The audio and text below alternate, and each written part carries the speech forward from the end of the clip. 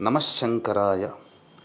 సంక్రాంతి సందర్భంగా ప్రతి మానవుడు కూడా ఆచరించవలసినటువంటి దానములు, ముఖ్యంగా పెరుగు. అంటే పెరుగును చిలికితే, ఒక కుండలో పెరుగు పోసి చిలికితే వెన్న బాగా పైకి తేలుతుంది కదా, మజ్జిగలో చిలికితే ఆ వెన్న బాగా ఉన్నటువంటి కుండతో సహా బ్రాహ్మణుడికి, మరియు రాగి చెంబులో కానీ ఇత్తడి చెంబులో కానీ శుద్ధమైన కుండలో కానీ మంచినీరు వేసి జాజికాయ, జాపత్రి, యాలకులు, ఇలాచి, అలాగే కుంకుమ పువ్వు, పచ్చకర్పూరం వేసి బ్రాహ్మణులకి దానం చేయాలి.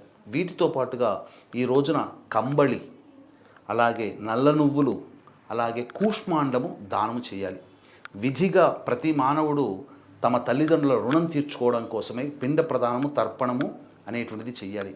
ఈ యొక్క కార్యక్రమాలు అవకాశం ఉండి చేసుకోలేకపోయినా, అవకాశం లేకపోయి ఎలాగో చేసుకోలేరు. కాబట్టి మీ తరపున మన పీఠం ఆధ్వర్యంలో సుప్రసిద్ధ మహిమాన్విత కాశీక్షేత్రంలో గంగా నదీ తీరములో బ్రాహ్మణుడి కర్తగా పెట్టి పిండ ప్రదానము, తర్పణాది కార్యక్రమాలు జరిపించడం జరుగుతుంది. జనవరి 15 సంక్రాంతి మరియు జనవరి 18 పుష్యమాసము అమావాస్య ఆదివారం కలిసి వచ్చిన రోజున, జనవరి 15 సంక్రాంతి రోజున, పుష్య అమావాస్య జనవరి 18 రోజున బ్రాహ్మణం కర్తగా పెట్టి పిండ ప్రదానం, తర్పణాది కార్యక్రమాలు చేయించడం జరుగుతుంది. అలాగే సర్వదోష నివారణ పూజలు, హోమాలలో భాగంగా జనవరి 18 సాయంకాలం 7 గంటలకి